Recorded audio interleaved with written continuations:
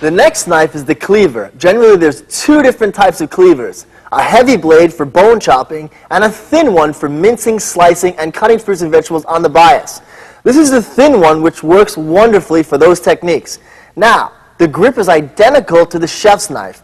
I have my 3 fingers underneath. I have my thumb basically parallel to the blade itself on a slight downward angle. And then, of course, I have my index finger bent at the top knuckle with the 2 knuckles straight at the bottom. The thin cleaver works great for stir fries when cutting on the bias.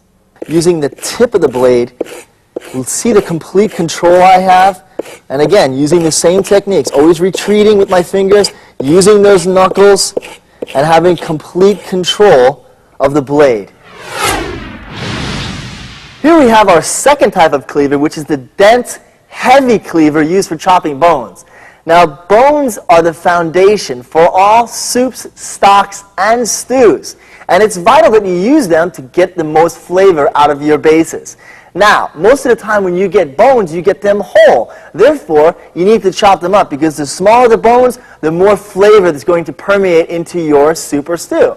The grip on the heavy, dense cleaver is the baseball bat grip, where you basically just grab the handle, therefore keeping your fingers and your thumb away from the blade because you have all that tremendous force. You have to make sure you keep your hand out of the way. First of all, I want to tell you, you take your cutting board and you flip it over, especially if it's a wood board, because each wood board has a beautiful galvanized surface on one side meant for cutting and julienning and mincing, perfectly flat surface, and the other side is not refined. So therefore, when you're going to put big hack marks or dents into your board, you want to make sure you designate that bottom side, so turn that board over.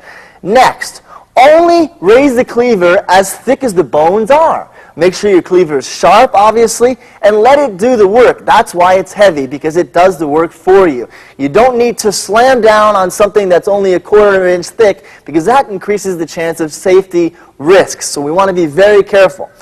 Also, make sure you keep your stabilizing hand that you're pressing down the meat or fish on at least 8 inches away from the cleaver that's coming down in its motion. That will ensure safety. So remember, only bring the cleaver up as high as you need to cut through the thickness of the bones, and make sure that you keep your other hand completely out of the way.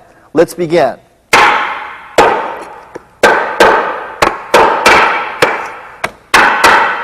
Now I have my fish cut up. I'm all ready to make my bouillabaisse, and we'll move to our next lesson.